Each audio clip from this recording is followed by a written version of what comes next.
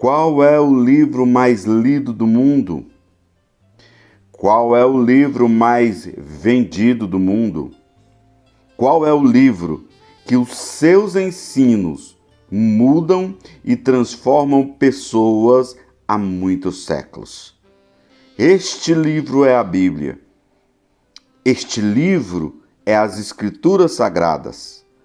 Um livro que conta não só a história da humanidade, mas fala de todo o início de todas as coisas e do fim de todas elas. São 3,9 bilhões de exemplares vendidos em todo o mundo. Hoje temos 7,8 bilhões de pessoas na Terra. Isto significa que tem uma Bíblia para cada 2 habitantes na Terra, ou seja, metade da população mundial tem acesso a uma Bíblia. E por quê? Porque ela é intrigante, porque ela é misteriosa, porque ela revela parte da mente do Deus Todo-Poderoso e por isso ela é fascinante. Ao longo dos séculos, homens tentaram desvendar os seus mistérios. E hoje estamos iniciando uma jornada juntos de estudos, pesquisas e análises das Escrituras. Sejam bem-vindos a este canal. Deus abençoe a todos.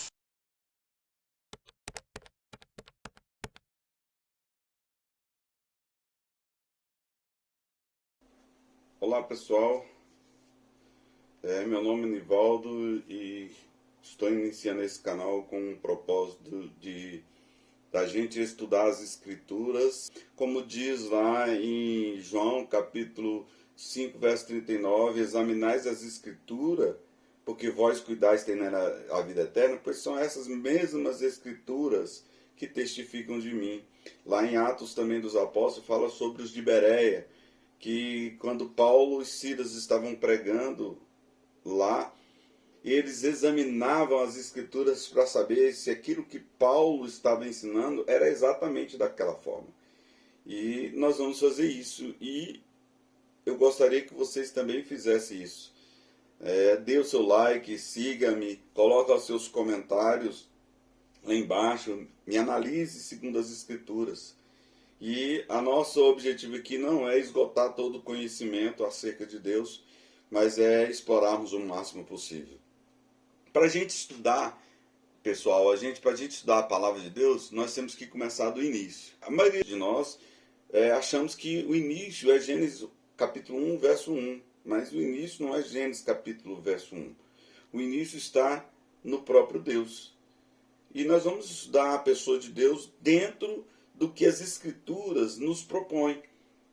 Então, pessoal, eu não tenho nenhuma pretensão de esgotar um estudo em relação à pessoa de Deus. Porque Deus, ele não pode ser definido por uma palavra ou por uma frase. Portanto, é necessário que tentemos, mesmo que de forma muito limitada, descrever as qualidades de Deus e seus atributos que estão escritos na sua palavra.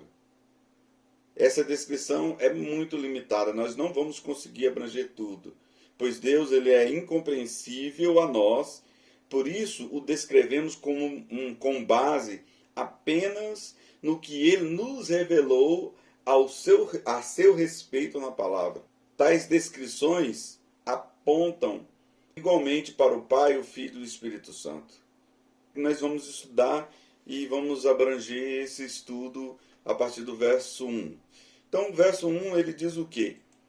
No princípio Deus criou os céus e a terra. Como nós vamos conseguir compreender e estudar a Deus dentro das Escrituras? Estudando os seus atributos. Atributos são particularidades ou qualidades, características que são próprias de alguém ou de algo, de alguma coisa. Normalmente os atributos, quando você vai estudar, está relacionado à coisa positiva desse algo ou dessa pessoa. Não está relacionado à coisa negativa.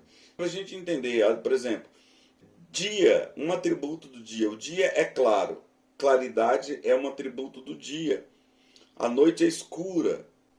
Escuridão é um atributo da noite. O mar é salgado. A água salgada é um atributo do mar. Entendeu? Então, assim, Deus ele tem seus atributos. É através desses atributos, né, dos seus atributos, que nós vamos aprender sobre o caráter, sobre a pessoa de Deus. E precisamos estudar sobre os atributos, que eles são comunicáveis e atributos incomunicáveis. Por que nós precisamos estudar sobre eles? Porque eles é que vão definir a pessoa de Deus. Assim a gente vai começar a entender como que Deus construiu a história da humanidade. Deus é absoluto, Deus é soberano, Ele definiu, Ele não definiu. Isso está implícito nos seus atributos, né? Nas suas características. Então, lá em Gênesis, que a gente acabou de ler, é que do princípio Deus criou os céus e a terra. E antes do princípio, o que existia? Existia apenas Deus. E Deus e o que existia junto com Deus? Os seus atributos. Os atributos que nós vamos estudar são os atributos incomunicáveis. O que são atributos incomunicáveis? São atributos que não são transferíveis para ninguém. São atributos que pertencem somente a Deus, que já vem com Ele. De onde? Desde quando existe Deus. E desde quando existe Deus? Desde sempre. Nossa mente não consegue compreender isso, mas Deus é uma incógnita. Por quê? Porque Ele existe desde sempre. Qual os atributos incomunicáveis de Deus? Eternidade é um atributo incomunicável. É um atributo que nós vamos dar. Nós precisamos entender um pouco sobre a eternidade para poder entender a criação. Outro atributo, independência. Deus é independente de todos. É um único ser independente. Né? Às vezes você conversa com um empresário e fala, eu me tornei independente com 22 anos. É mesmo? Você tornou-se independente? Então você não precisa de ninguém. Quando você precisa de comida, você estala o dedo, aparece um monte de comida sobre a sua mesa e você se alimenta. Quando você precisa de um carro novo, você estala o dedo, aparece o carro, você já entra nele e sai. Não.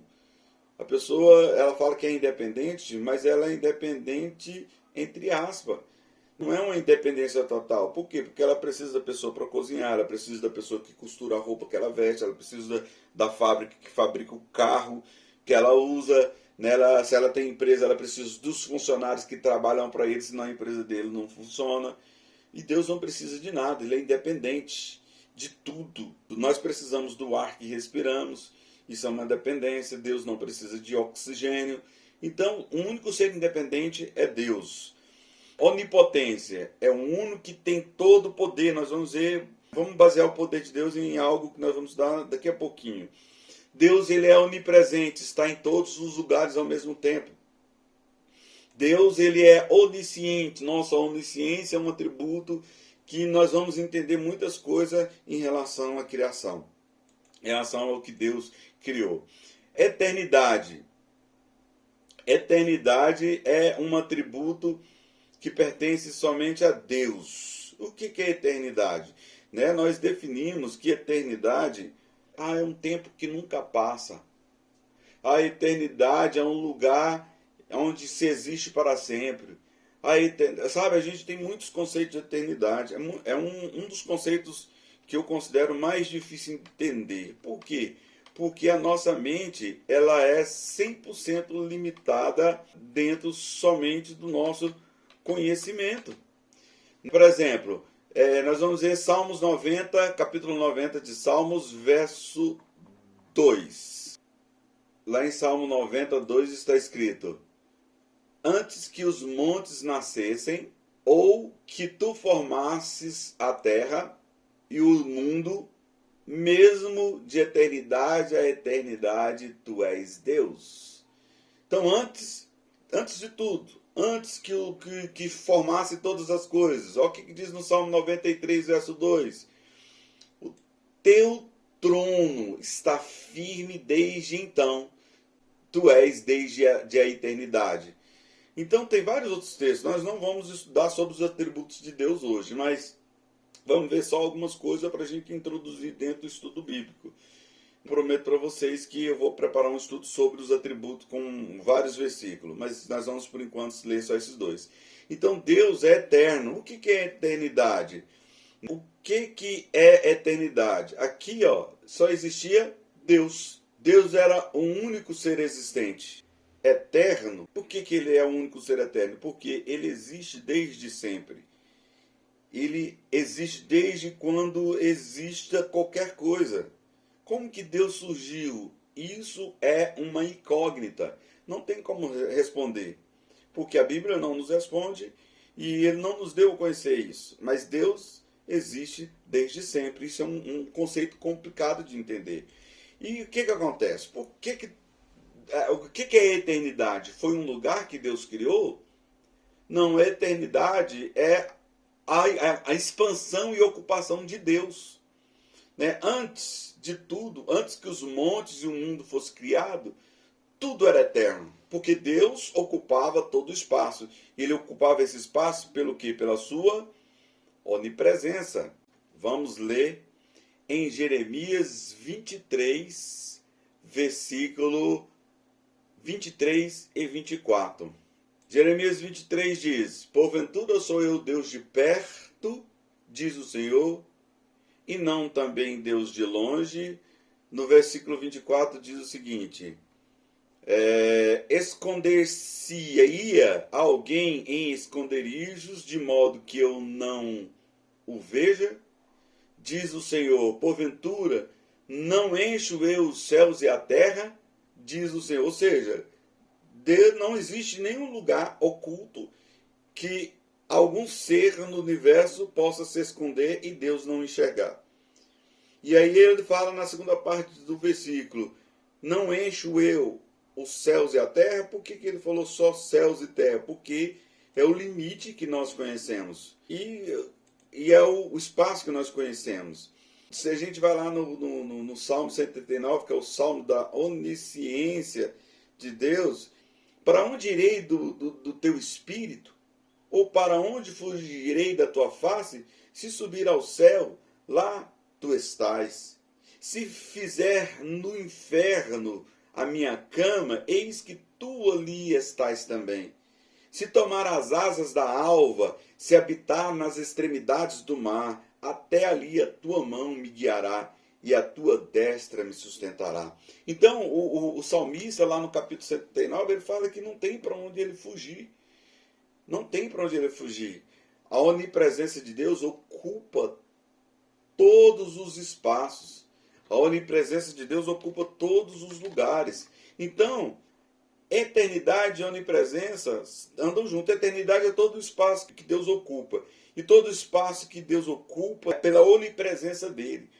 Então só existia Deus e tudo que existia era eterno. Tudo que existia era eterno. Nós precisamos conhecer a onisciência de Deus. O que vem a ser a onisciência de Deus? A onisciência de Deus é: Deus conhece a si mesmo em todas as coisas reais e possíveis num ato simples e eterno. A onisciência de Deus é algo muito complexo para a gente entender. Por quê? Porque quando a gente estuda a onisciência, fala de um Deus que conhece todas as coisas. E aí nós vamos ver alguns versículos que falam sobre este conhecimento de Deus. Olha só, Jó, capítulo 37, versículo 16. Diz assim: tens tu notícias do equilíbrio das grossas nuvens e das maravilhas daquele que é perfeito nos conhecimentos? Está falando que Deus é perfeito nos conhecimentos, ou seja, o conhecimento dele é perfeito e abrange tudo. Né? O conhecimento dele é perfeito e abrange tudo. O outro versículo que nós vamos ver seria 1 João, capítulo 3, verso 20. Sabemos que se o nosso coração nos condena, maior é Deus do que o nosso coração. e conhece todas as coisas. Aqui o texto está falando que Deus conhece todas as coisas. O próximo texto que nós vamos ver, Isaías 42, verso 8 e 9. Verso 8 diz: Eu sou o Senhor, este é o meu nome, a minha glória, pois a outro não darei, nem o meu louvor às imagens de escultura. Verso 9 diz: Eis que as primeiras coisas já se cumpriram, e as novas eu vos anuncio. Ou seja, Deus ainda vai anunciar as coisas novas que vão vir. E antes que venha a luz, vos las faço ouvir. Ou seja, Deus está falando, antes que todas as coisas novas venham, eu faço vocês ouvi-las. Por meio de quê? Por meio de quem? Dos profetas. Então, antes dele fazer, ele anunciava por meio dos profetas.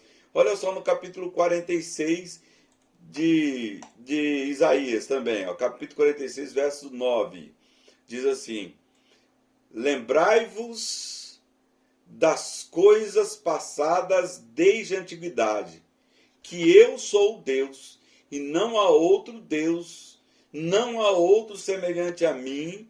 E aí vem o verso 10 que diz assim, ó, e que anuncio, não há outro Deus, olha, o 9 termina, não há outro Deus semelhante a mim, que anuncio o fim desde o princípio. E desde a antiguidade, as coisas que ainda não sucederam, que digo, o meu conselho será firme e farei toda a minha vontade. Então aqui nesses versículos, Deus está falando da sua onisciência, que ele, olha só, no versículo 10, fala que ele anuncia o fim desde o princípio. Desde a antiguidade ele fala. E ele vai fazer toda a sua vontade. Então a vontade de Deus, ela vai se cumprir, independente de quem ache bom ou não. Olha só, mais um texto bíblico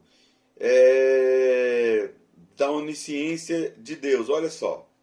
Vamos lá para Salmos capítulo 139. Verso 1. Tu, Senhor, me sondastes e me conheces. Tu sabes o meu assentar e o meu levantar. De longe entendes o meu pensamento.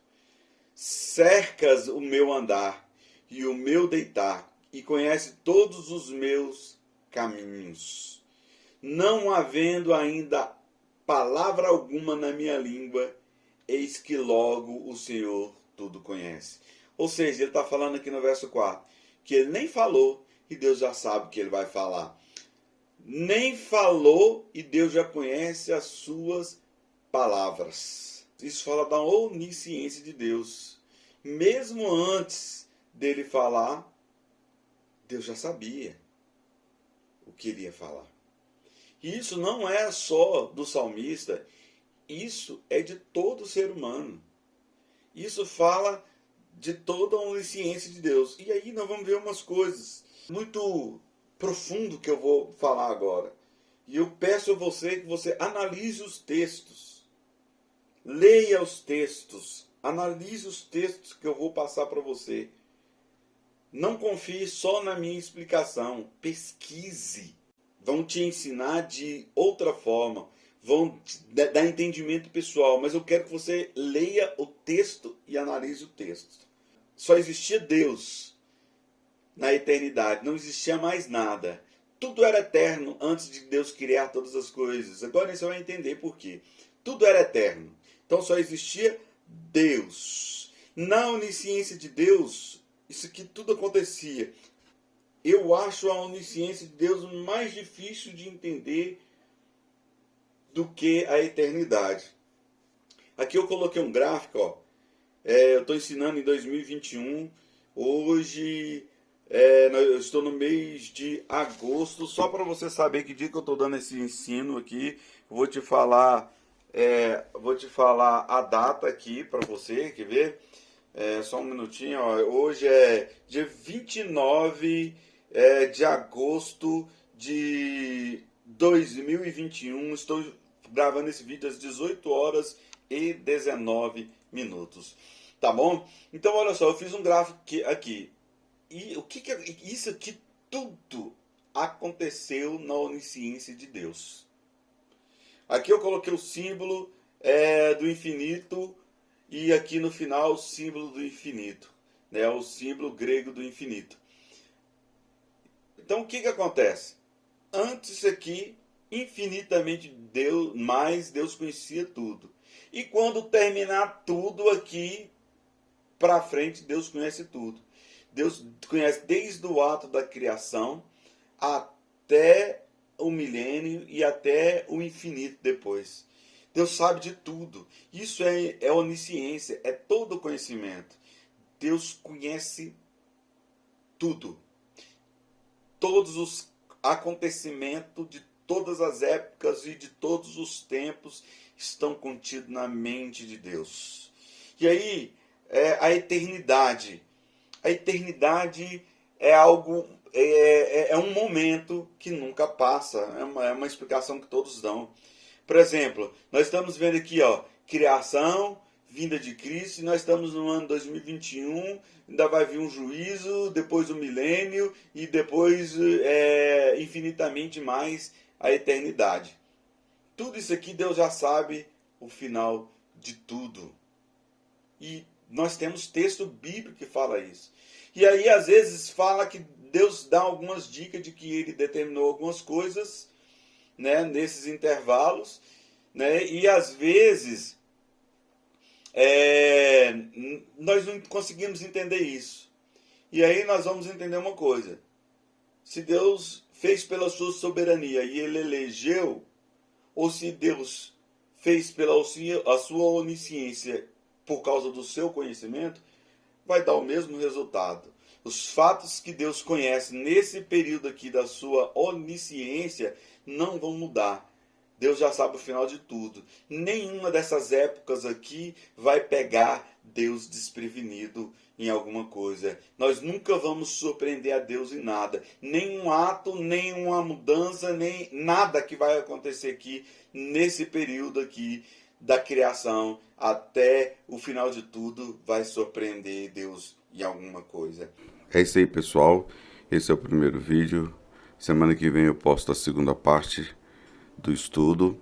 E dê o seu like, inscreva-se no canal, ative o sininho, compartilhe se gostou, comente.